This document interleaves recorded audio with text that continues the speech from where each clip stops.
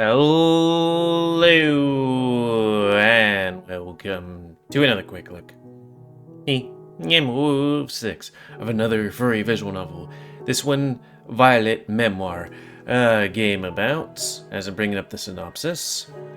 Violet Memoir is a gay romance drama visual novel with psychological thriller elements following Wallace, a college freshman, as the start of his first freshman semester is thrown into disarray when he finds a diary in his room that's connected to a tragedy. He, alongside his newfound friends he's paired with for the group assignment, begin to investigate into the story behind the diary, but things quickly take a supernatural turn, and old demons crawl out of the closet to haunt them once again. Discover love, drama, recovery, and comfort as you follow Wallace navigating both the dangers before him and the comforts of the new people around him. Also, before we start, if you're interested in playing this game, you can get it for free on itch.io. But if you want to support the people that make this game and or get the news version earlier, you can get it on Patreon for $3 a month. And also looking at the development log, at least on itch.io, it says the last update was 65 days ago of when I started recording this. Because, I really got to keep on that because I did a video about some other thing, an itch.io game, which was 2 years old from the last, update. But, because life stuff. Also, before we start, if you want me to do a Let's Play series of this game, then tell me, and I'll give it a point which will put up higher on the user's choice list. Also, if you want me to do a quick look of any other game, then tell me, and I'll both give it a point and put it in the quick look random number generator thing. Also, I need to get to that other thing, but that's another time in the story. So for now, we're going to reset our face and begin by clicking New Game. Disclaimer, the story contains themes of abuse, violence, bullying, trauma, death, and references such discussions about unaliving yourself. Please read the caution if you're sensitive to any of these topics.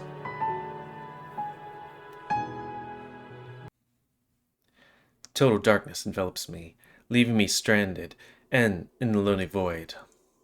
The air around me is dry, but cold, as if I was surrounded by an icy tundra.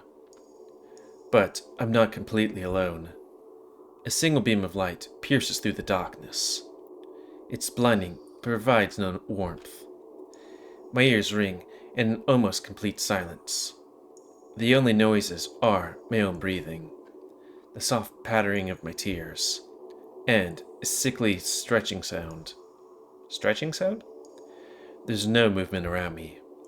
It's like everything has stopped, frozen in this hellish moment in time. The reality of the situation is pressing down on me, crush me under its pressure. There are no words, nothing left to be said. It's all over. It's me trying to get up in the morning without coffee. A click awakes me from my stupor. My attention is pulled back to the handle and lock in front of me. Shaking the drowsiness from my head, I pull the key from the door, the motion causing my white cheek fur to sway with every turn. Not wanting to waste any more time, I quickly slide the key into my pocket and push through the door. The first thing I notice is the smell. The room has a musty odor, like it hasn't been used in a long time, at least for a few months. I guess maybe we should put the audio just down a bit.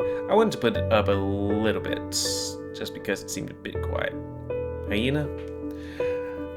Yeah, I guess they weren't able to rent out this room last semester. Said room is rather barren, which is to be expected. There are just 2 beds in both corners, on the left of the room. Is this supposed to be a dorm room? Looks like a hotel though. Anyways, next to each of them is a small nightstand. There's a desk at the end of the right bed and a closet at the end of the other. It's a tight fit of a room, but it feels homely, like a warm living room. And honestly, anything to get out of that house. I don't think I could last another day there. I suddenly feel a wave of guilt and sadness pass through me at the thought of abandoning my parents in that house. But I couldn't stay there any longer. Mom was crying, but I could see she understood. I can't imagine they like staying there either. After all, they are almost always away on business trips. Thinking of that house makes my chest tighten, and I grip the doorknob tighter, my claws almost scratching into the metal.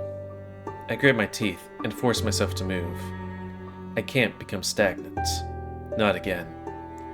Walking into the room, the morning sun welcomes me through the curtains and stretches across the far bed. The floor is almost completely wooden, except for a small patch of carpet in front of the door. It's soft and tickles the bottom of my exposed paws. What is up with, like... I feel like I might need to put down a bit more. Furry stuff and being like, and we have no shoes. What kind of furry visual novel has shoes? Anyways, I know moving in on the first day of university isn't the smartest choice, but leaving that house is hard. It holds you there, ensnares you, strips you of everything. What's up with this house? I couldn't leave, because it was like, oh, he wants to get out of the house, overbearing parents? No, the parents also want to leave. It's like, is it haunted? Not with things how they are. But in the end, I had to. I ran out of time. Ping. Oh, my Grindr notification happened. An alert on my phone snaps me out of my thoughts again. Growing even more frustrated with myself, I trotted over to the closest bed, the one across from the desk. My new bed. Leaning my carry bag against the bed and placing my laptop bag on it, I pull out my phone. 9 a.m. Only an hour before my first class of the day. When I check the alerts, it's just a few texts from Mom. Have a great day. Make sure you send photos of your new room. Love you. Oh, and don't drink too much. Or eat drugs.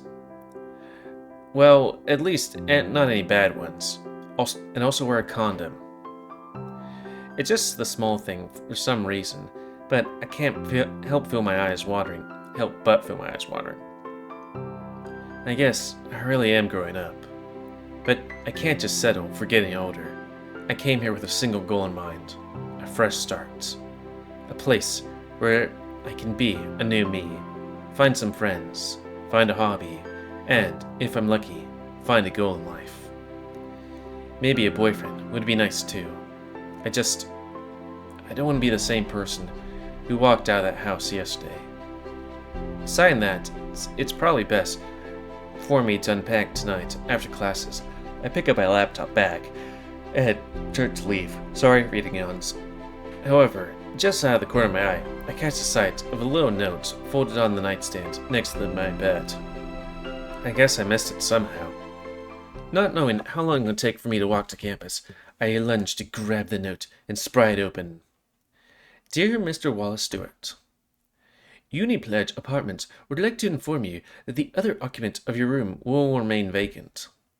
You are under no authority to disclose why, but do not be concerned. Oh, we are under no authority to disclose why, but do not be concerned as it doesn't affect you or you stay at Unipledge Apartments. Feel free to use the entire room as you please, within the guidelines of conduct. Scent neutralizers are available from the front desk if necessary. They are free for all our musculid guests, such as yourself. I blink a few times before processing the letter. It's pretty easy to understand that I don't have a roommate, but the ambiguous wording of the letter has me somewhat concerned. They're saying I'm stinky, and a little suspicious. I don't have time to dwell on that, though. It's already been 10 minutes since I last checked the time. So, sorry, I don't know why. I am a bit tired today, I guess. So I need to hurry and make it to my first class. I did have a cup of tea, though. After 30 minutes of walking, I finally made it to Everwinter University. Despite growing up in Everwinter, I never checked out the university. When I was younger, it was just a fancy school for older guys, and I had other things on my mind during high school. like boys.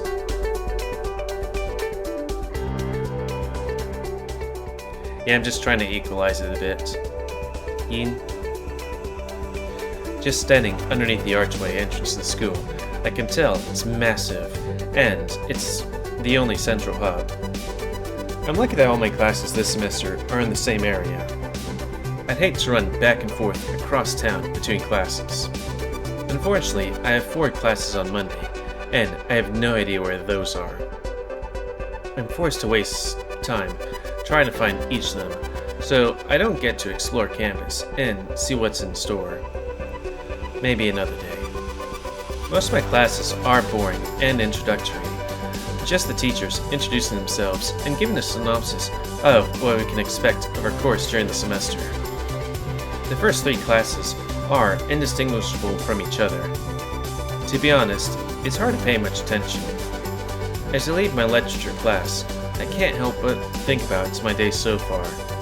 Biology at 10 a.m., economics at 12:45 p.m., and literature at 3 p.m.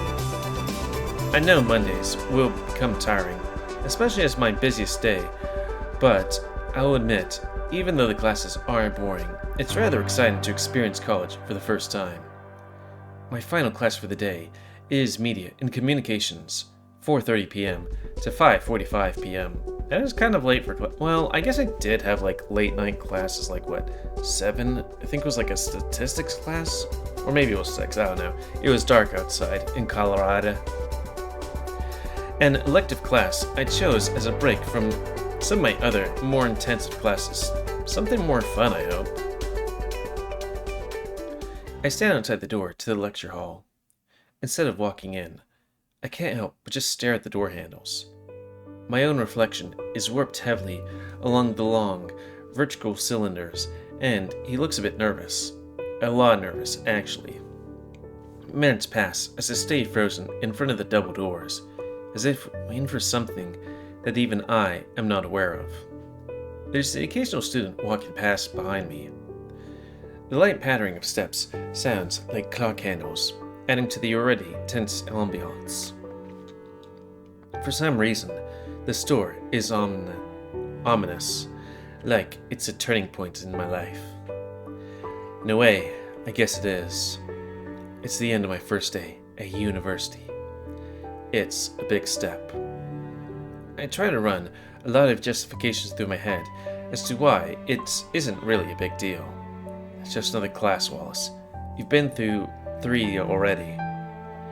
It's gonna be your easiest class. It's media after all. It's just the first day. Nothing's gonna happen.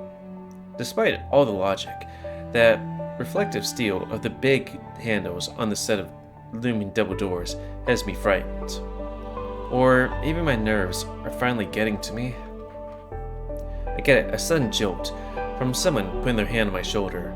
My entire body tenses, and my head snaps to the source of whatever is touching me.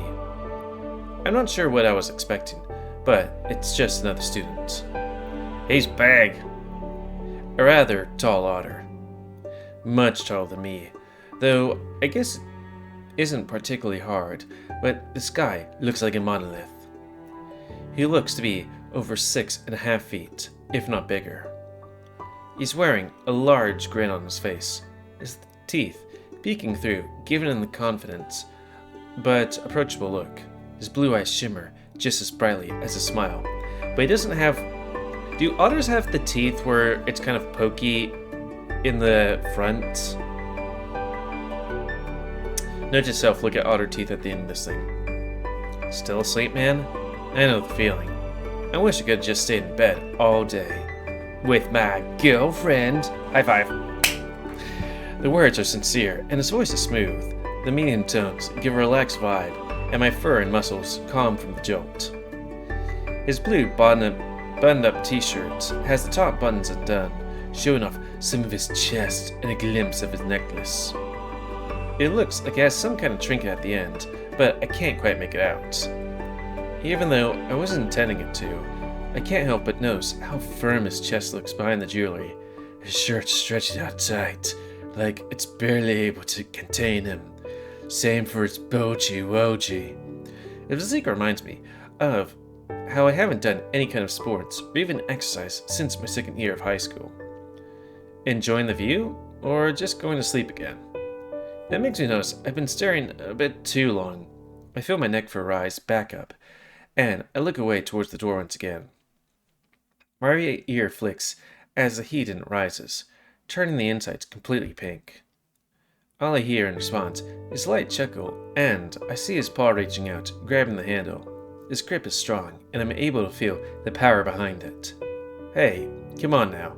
You'll miss the class if you just stand out here. Pushing open one of the doors, a wave of sound floods my ears. There has to be at least 100 students clattering through the auditorium or chattering. I know I shouldn't be surprised by the size of this class, but it's just so much more than I expected. It's so different from high school. Out of the corner of my eye, I catch the movement coming from the otter next to me.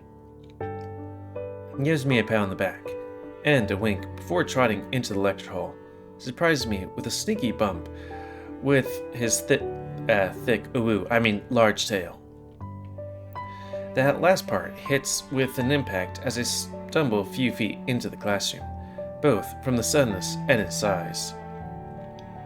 My stare lingers after him as he walks away, the boisterous attitude still exuding from him, his thick tail switching back and forth behind him, his cargo shorts barely able to contain him. What a strange guy. But his demeanor is infectious. Those essential thoughts from before are long gone, my previous excitement for this new experience returning. Even if I'm still extremely nervous. Despite everything, a smile grows on my face.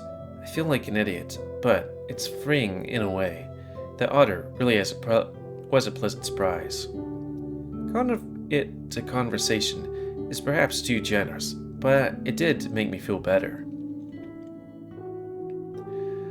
As I walk further in, I see all the faces. That ever-present, anxious feeling in my heart begins to win out.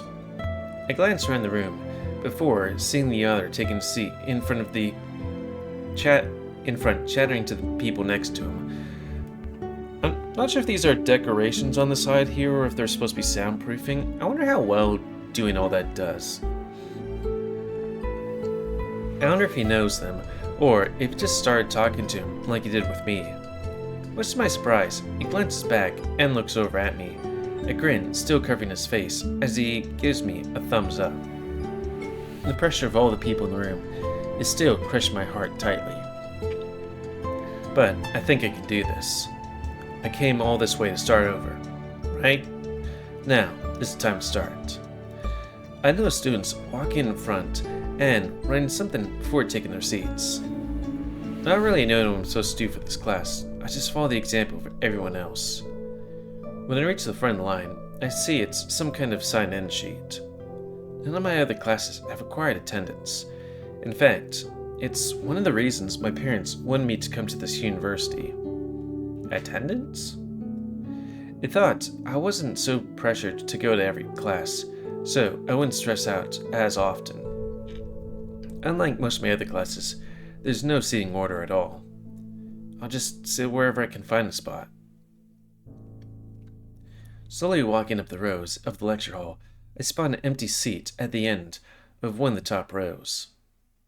He's a bad boy. It's right in front of a rather intimidating possum. He's wearing a leather jacket, and his piercings catch my attention. It looks like a piece of his ear is missing too. Oh, so he's been neutered. It's a animal thing. An intruding thought of someone sneaking into a lecture hall to find a target to mug fills me with a bit of fear, despite its nonsensical nature.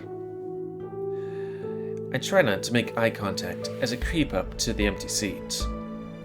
As I get closer, I can see he's already writing something down. On top of his desk is both a large book and a smaller notebook next to it, with a few pens lined up on the side.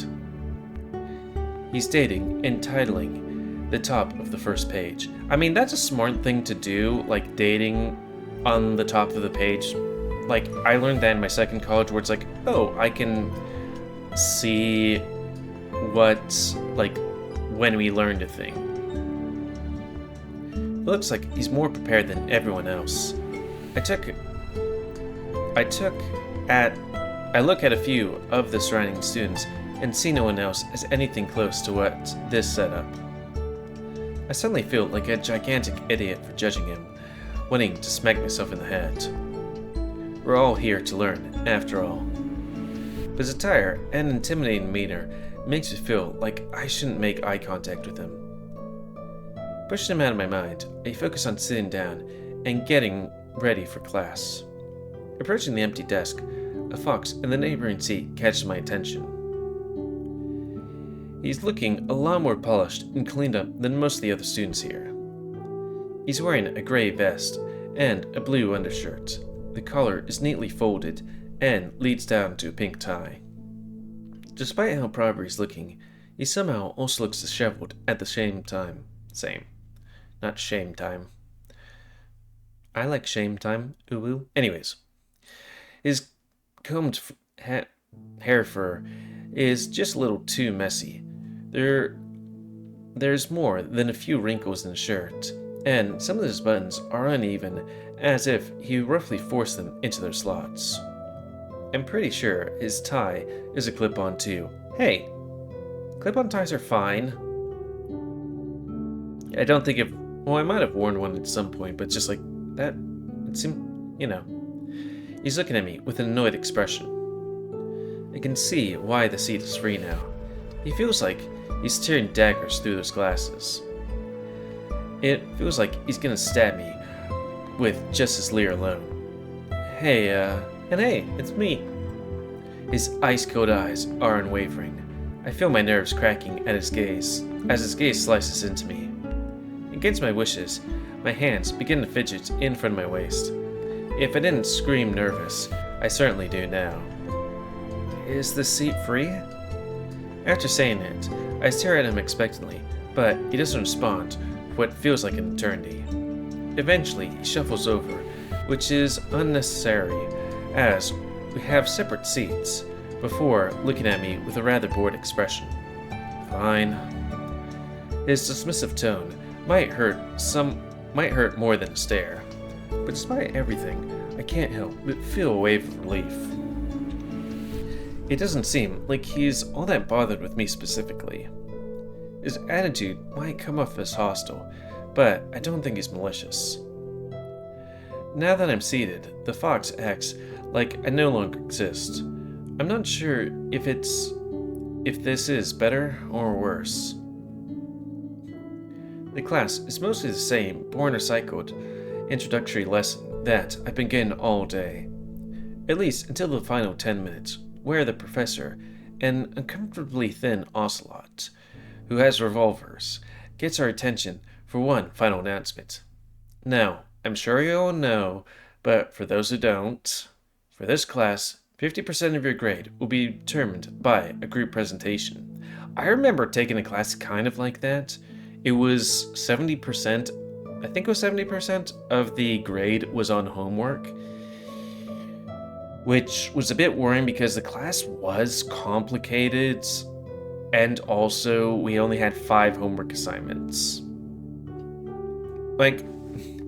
And I don't know, I should have done better in the thing. It was the only class in that college where I got a B. All the rest were D's. I'm joking. All the rest were A's. But, yeah, it was just like, ooh, this is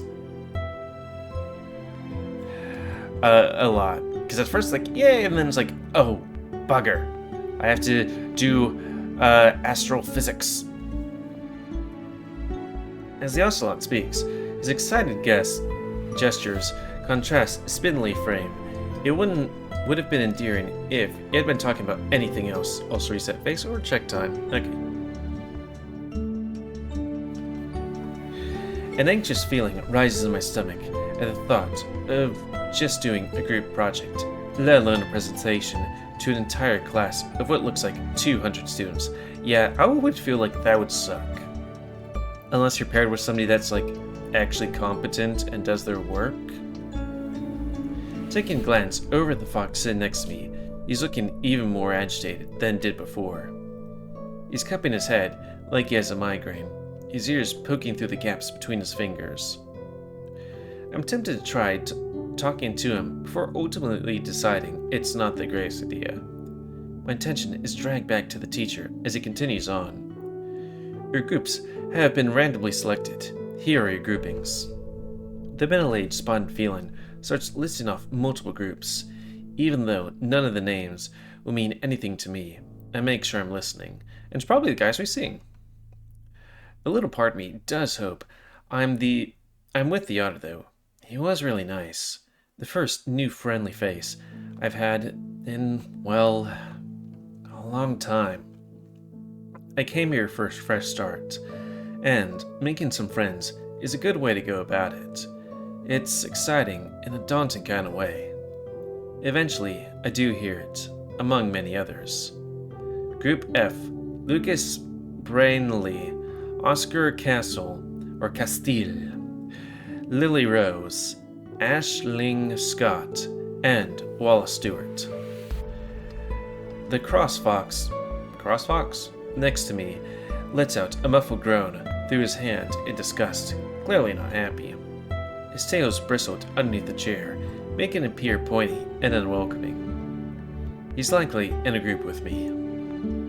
I would introduce myself, but I feel like I wouldn't exactly get a warm welcome. You'll be meeting with your groups on Wednesday, though feel free to contact them before then. All your fellow project members, students, emails will be sent to you within the hour. The next session will be completely dedicated to outlining your presentation and what will be expected. Well, that's it for the first lecture. I hope you've had a wonderful first day of the semester. Dismissed. There's a burst of movement as everyone rushes out to get out of the class. Ignoring the rush of movement around me, I stretch out my back. As I stand up, feel my spine click in a satisfying way. Oh man, I didn't realize how hunched over I've been all day. Yeah, I need to straighten up. Because I keep going straighten up and then I just slowly bend over. As I'm packing my laptop away, my eyes are drawn to the student sitting next to me. His aggressive aura is catching my attention. The fox next to me is seething as he quickly stuffs his books in his bag. He looks agitated, much more than someone should be. I know I shouldn't leave just this alone, but hey, is everything alright? You seem kind of upset. My ears burn intensely, embarrassment flooding all my senses. I feel everything heat up as if 1,000 eyes turn toward me, even though I know no one cares. His movement stops as he twists his head to look at me, those cutting eyes of his staring directly into mine. But after a short moment, much to my shock, they start to soften. They look much sadder now, and I can't help but wonder if I made everything worse. To my surprise, however, he addresses me for the first time since that dismissive response from earlier. No, it's fine. I just don't like presentations. There's obviously more to it, but he doesn't seem to want to share. His voice is softer, but there's still that cool edge to it, like he's cautious of me.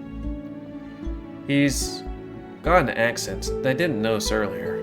It's subdued, but it sounds southern, like he's actively trying to articulate his words to compensate, but it's still recognizable.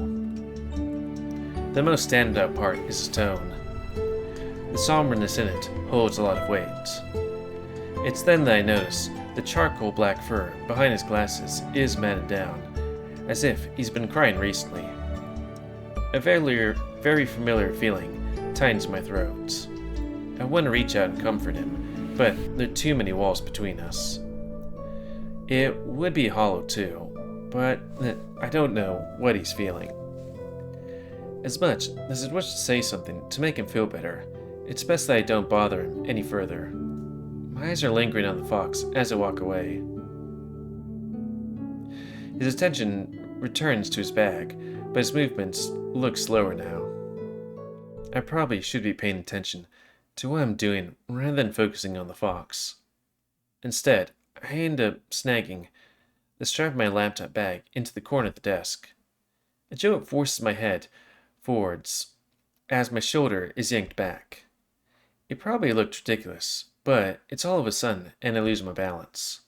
Shock fills me as I stumble from the stairs, falling forward. Bracing myself, I stick my arms in front of my head and close my eyes reflectively.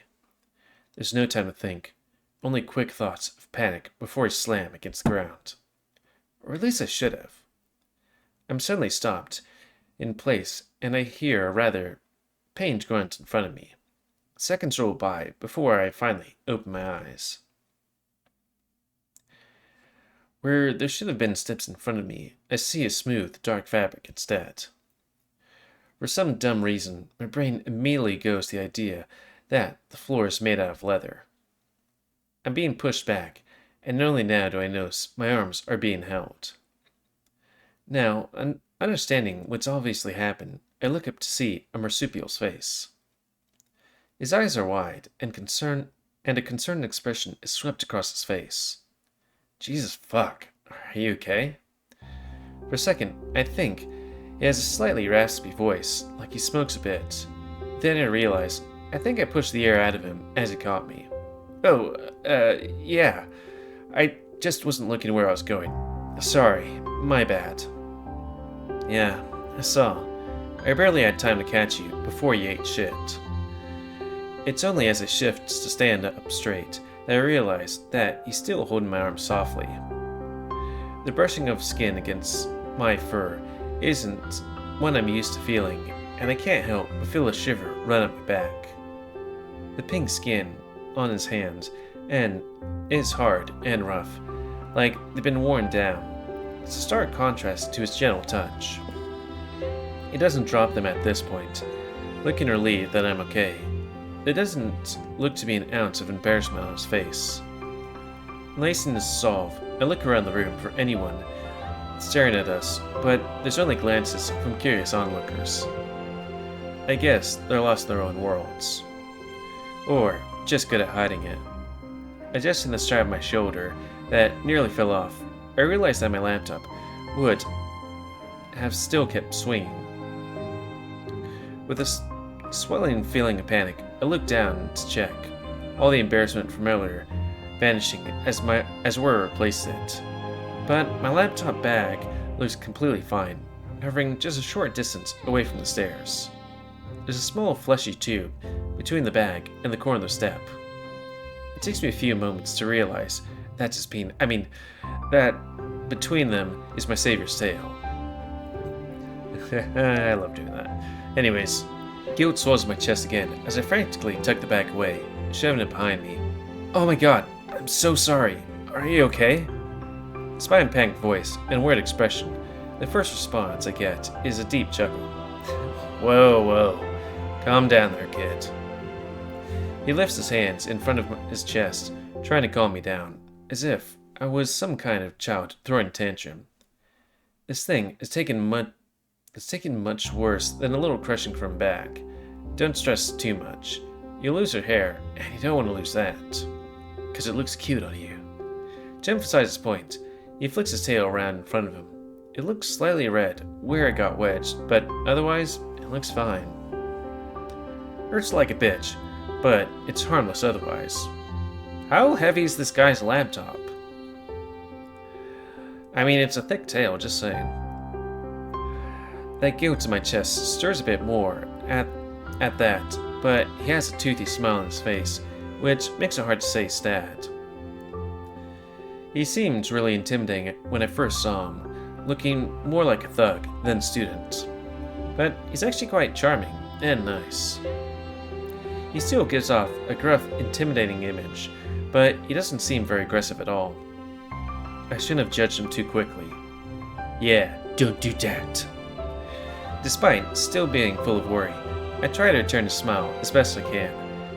It must look awkward and stifled, but he nods in approval.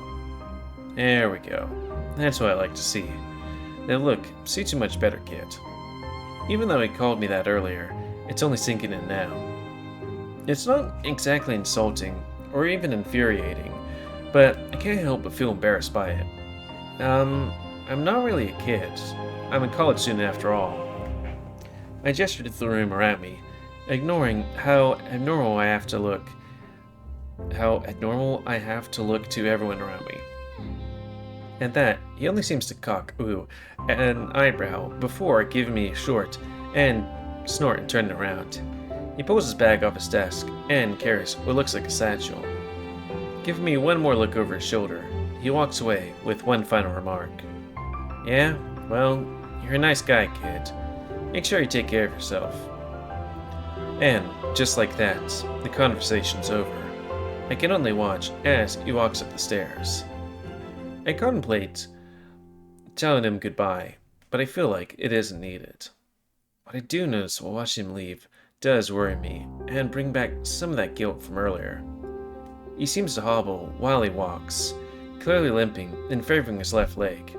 It's not very subtle, looking as if he's completely putting all his weight in it.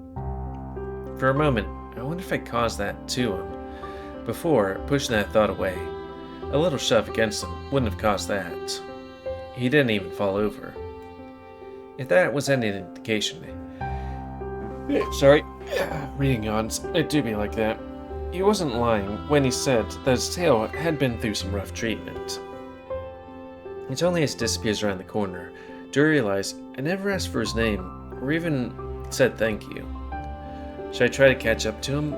He did just see my face and laptop from what would likely have been pretty bad hits. But as my eyes follow him, I know something else. Between the bodies of students leaving, I can faintly make out a figure leaning against the wall from across the hall. It's the audit from earlier, and he looks to be scouting out all the students. What's he trying to find? Is he searching for someone? Just as I'm about to head out, a noise behind me catches my attention. There's a sound of falling paper and some muttering.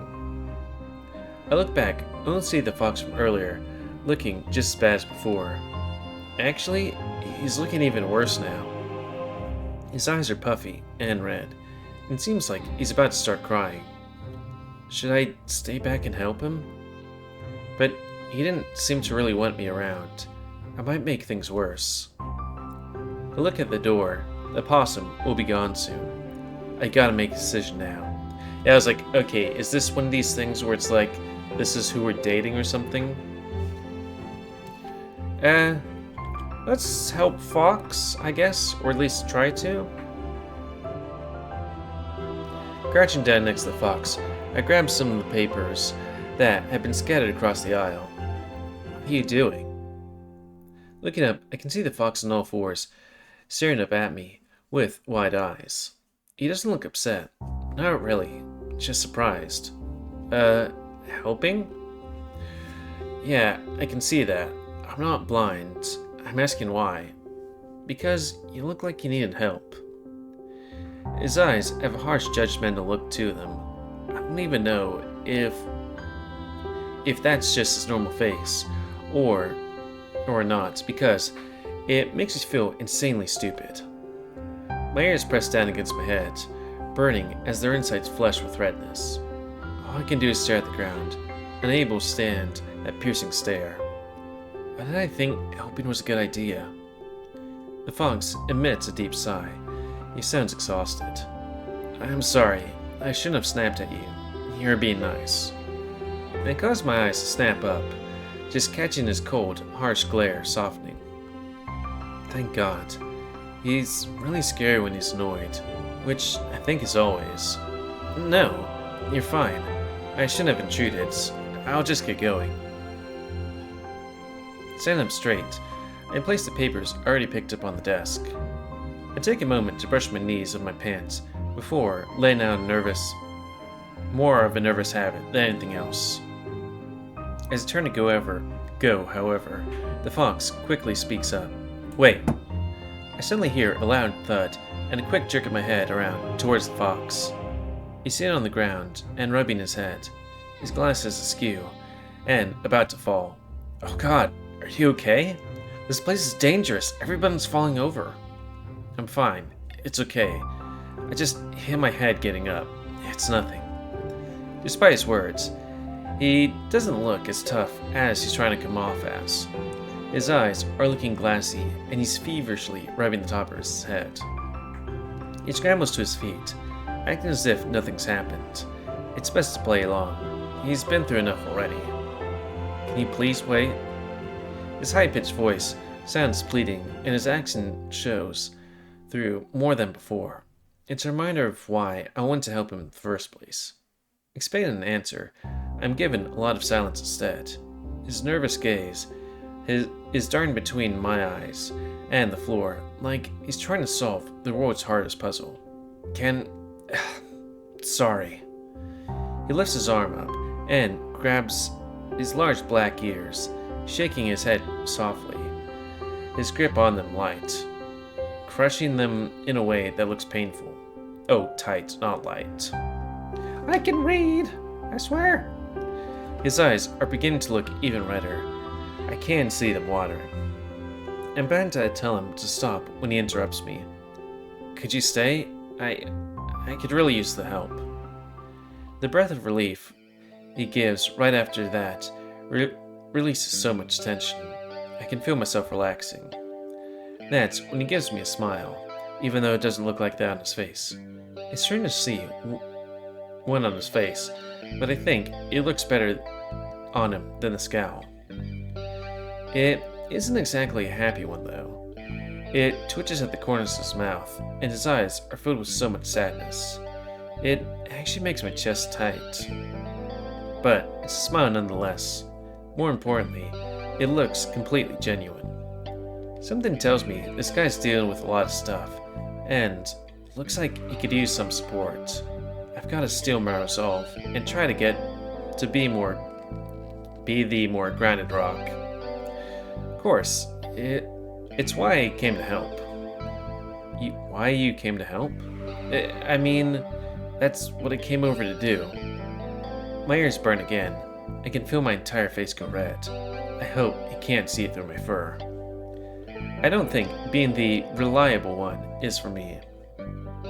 Despite my poor attempt at helping, it looks like my actions had an unintentional side effect.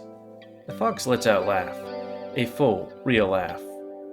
Even if it's at my expense, it feels good to see a happy expression on his face. It's like I can see the sadness fading away. Thank you. It means a lot. It's just common courtesy, nothing to worry about. I bend back down to pick up the last few pieces of paper that are still on the ground. Not just that. Thank you for, The pause caused me to look up and catch him crawling at his ears again, clawing. Yeah. It looks as painful as the first time. It must be a nervous habit. Thank you for making me laugh. It's been a really hard day today. No problem. I mean it. I'm happy to help. He relaxes and lets go of his ears. I'm not really sure what makes him tick, but I'm glad I'm able to calm down. Is that like a thing that humans do, that like they grab at their ears nervously? Because I don't know, I've seen like one or two other visual novels. It's like, hey, when people get nervous or afraid, they grab their own ears and pull at them or something. Like that one character, Raven from Echo. As I begin getting up, the fox leans down and offers his hand to help me out. That catches me by surprise. I thought he'd be the type who'd hate people touching him. He looks fragile. Though I'm not one to talk, pretty sure I'm just as much of a twig as him. I take his hand and get pulled up. The fox lets out a groan, which makes me worried. Have I gained weight? It's such an absurd, random thought that caused me to snicker slightly. The fox's ears twitch, but he doesn't say anything. As I hand him the last of the papers, I'm reminded of the sheer amount of pages that fell out. There must have been at least 20 of them. Why do you have so much paper on you, by the way? Or anyway.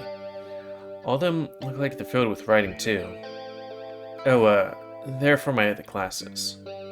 It's the first day. Yeah? Well, some classes are pretty intense right off the bat. I'm not sure I entirely believe that, but I've got no reason to question further. Now, I'm curious about something else, though. Are you a freshman? No, I'm a junior. I'm just taking the class to improve my GPA. Let's see, it's like freshman, senior, junior. I guess sophomore might be the second level. Oh, that's smart. Picking a fun class to boost your grade. It's not fun. The reaction is a lot snappier than I expected. It's like he spits the words, and I can feel the venom in him. That venom wasn't directed towards me, though. God, I regret taking this class so much. I should have taken the history course. They let me do that course online. Aren't you able to switch classes on the first couple of days? At least we'll get to work with the teacher and other students. That'll make things easier, right? Fuck no. God, I wish I didn't come today. His grip on the papers is tightening, his claws almost piercing into the stack. Maybe we should put the papers away before we rip them. It came out a lot more sassy than I intended, but it doesn't seem like it annoyed him anymore. Yeah. If anything, it seems to have calmed down, if just a little bit. He sighs before pushing the papers into his bag, a little rougher than he probably should.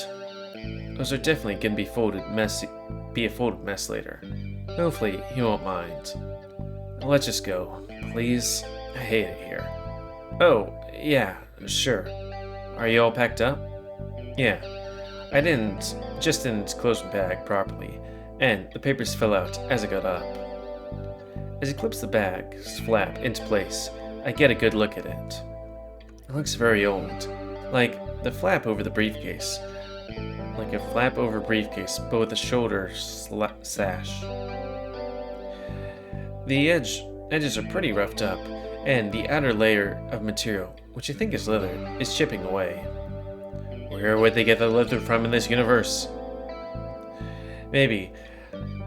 Must be an old hand-me-down from his parents, or maybe even his grandparents. He pulls the sash over his shoulder and almost pushes me out of the way to try and get out of the lecture hall. Jesus, I guess he wasn't fucking kidding when he hated it here. Thankfully, the Vulpine doesn't just leave me behind. He waits at the top of the stairs for me to join him. My eyes have warmed up. His eyes have warmed up, no longer giving me that cold stare. I think he's warming up to me. He's back to that scowl, but he doesn't look upset. As you walk out of the building, he immediately relaxes. The change is so sudden and instant, it's almost frightening. You really don't like being there, do you? You have no idea. Thanks for helping, by the way. I know I'm not exactly the easiest person to deal with. My eyes widen, and my ears shoot up. My hands awkwardly waving in front of me. No. You're fine, I swear. You're clearly uncomfortable. I totally understand. Don't stress about it. He seems to think about that for a few seconds. He looks torn, like he wants to say something, but can't. Once again, he grabs his ears tightly. I can almost see his claws piercing the skin. Watching it sends a shudder down my back. Even though my ears are small, it still hurts to even lightly tug them, let alone pull at them as hard as that. Hey, why don't... No, it's fine. I can talk. I'm not acting cold or aggressive because I'm uncomfortable. It's just the way I am. I'm not trying to be mean. It just comes out that way. My mom always tells me I have a resting bitch face. Damn. That's rather harsh way to... Hey, that's rather harsh, don't you think? I don't think you have that... You're that bad. No, I know I do.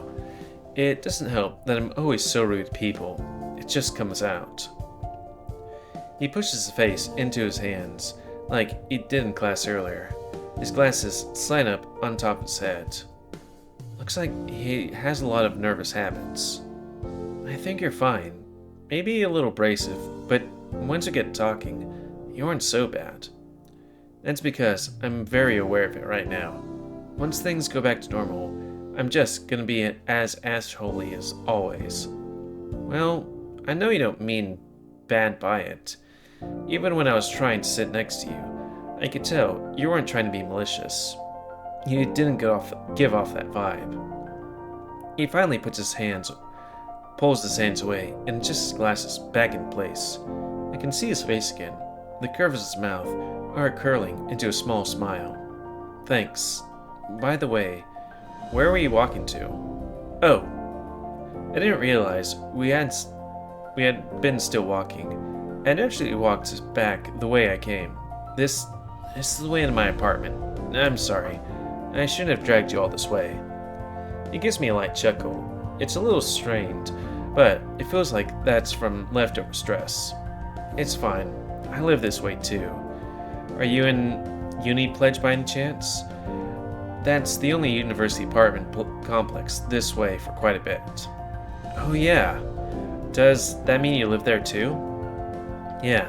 Glad to know I have a He stops himself mid-sentence, his expression crunching up, like he's in pain.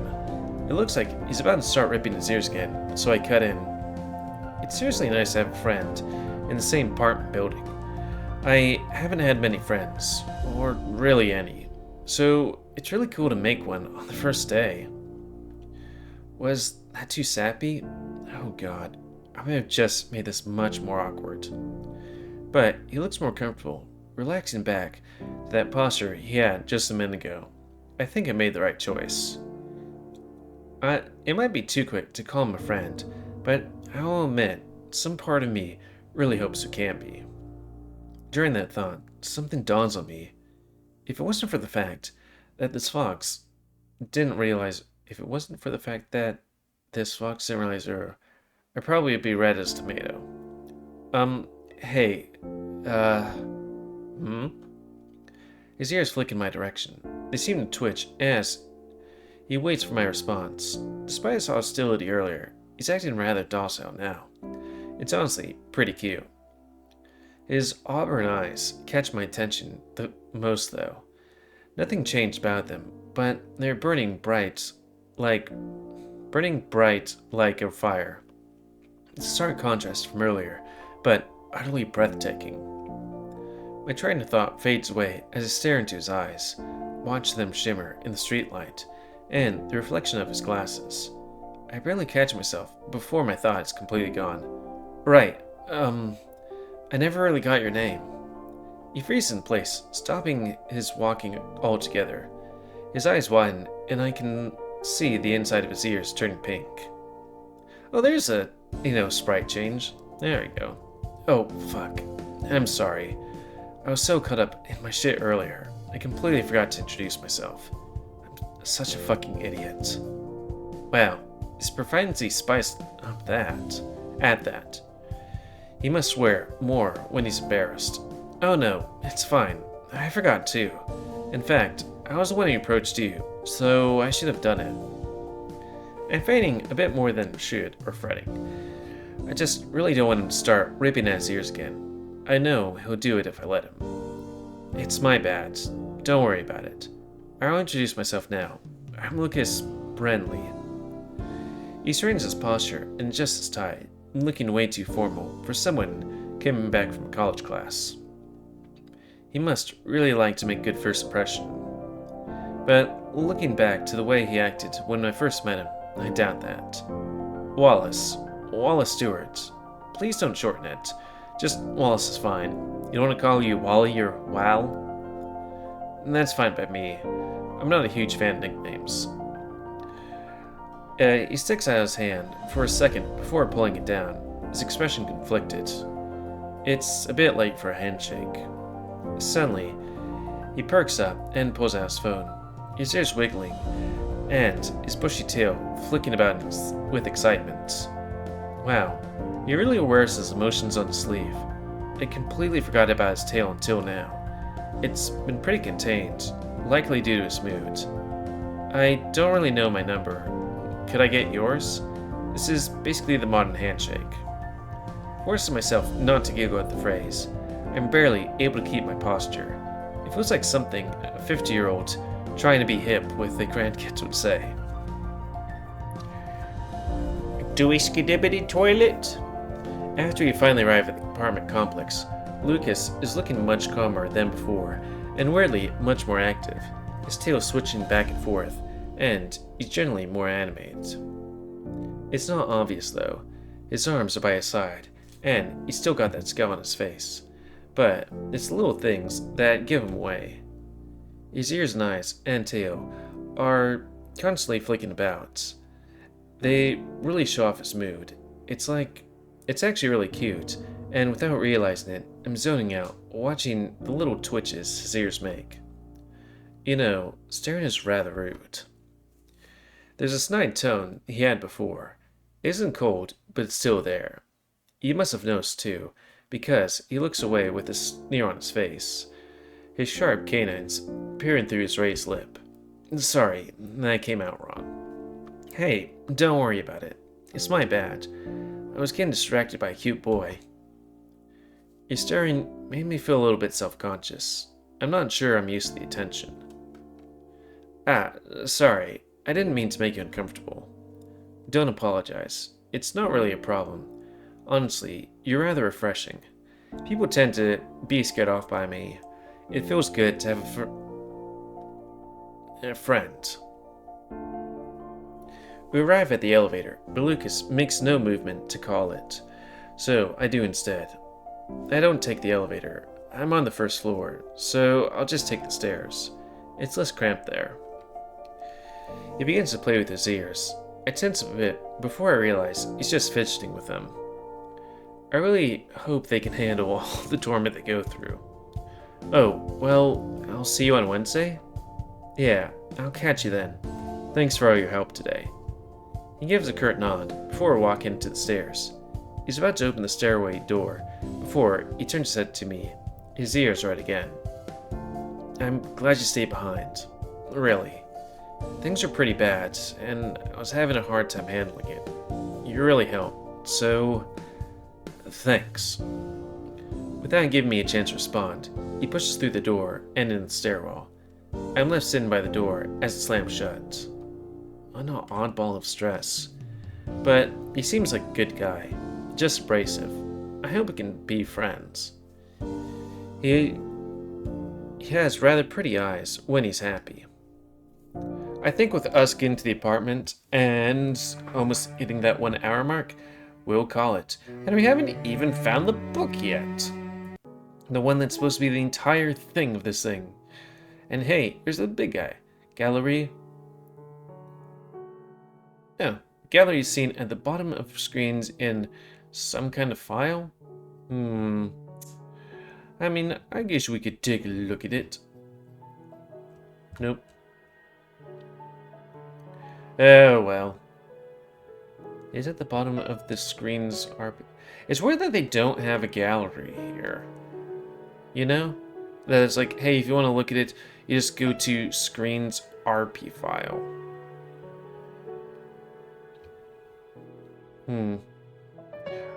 Because I see screens in the RP file, but it's like, how would you open that? I don't know. Anyways, that's gonna be the end of this quick look. So, comment, guys, like, comment, some you like, dislike, tips, as always. If you like my YouTube and like see grow, then please like, subscribe, and check out the videos epic and please Spain here and what's up, control the pit population. And again, if you want to play this game, it's available free on itch.io. But if you want to support the people that make this game and are getting the news version earlier, then you can go to Patreon, where it's $3 a month. But also, that's not the end of this thing. Because, again, if you want me to do a quick look of this, a let's play of this game, then tell me, and I'll give it a point which will put up higher on the user's choice list. And also, if you want me to do a quick look of any other game, then tell me, and I'll both give it a point for user's choice and put it in the quick look slot. But also, that is... Sorry, I'm just trying to go through all the things in my head. Yeah, I think that's it. But that's not the end of this quick look, because we still have to figure out what we're doing next week. So, next week, as I put this one away, boop, we have, let's see, 8 to go in my thing. Random number generator, tell me what I'm gonna do. Go poo. Survey says number 6. 1, 2, 3, 4, 5, 6. Is it this one? I think this one was somebody's user's choice thingy, which is a bit... There we go. It's a little bit loud. Main menu. Oh, return. Boop. Sparks, A Tale of Ink. A story about... After the so-called foreign ascended of the world's throne as the new god, strange powers awoke in everyone inhabiting the planet. Zag Ken, a student interested in this very history, has his doubts about the truthfulness of the existing records of this tale. He stumbles upon a clue that steers him into the road of discovery. Truths that were buried, never to be uncovered, await him. Mysteries, monsters, and the very workings of the world are standing between him and his goals. Yet, luckily, he does not have to overcome his ordeals himself, as his friends have his back along the way. Sparks, A Tale of Ink is branched into 2 routes in the later chapter for the reader to discover different truths to piece the entire tale together on their own. So, if you want to play this game, it's available for free on itch.io. I'm just looking if they have a Patreon. I guess I could type in Patreon.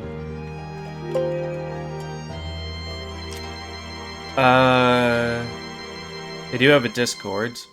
It does not look like they have a Patreon. Okay. I mean, it is what it is. Let's just look here. Yeah, in the previous one, it looked like we might have seen all the main characters, I guess. Oh, yeah. I think that's everything. So, until next time, another quick look by me, Game of 6 of some other game. That being Sparks, A Tale of Ink. Anyways, thanks and see ya.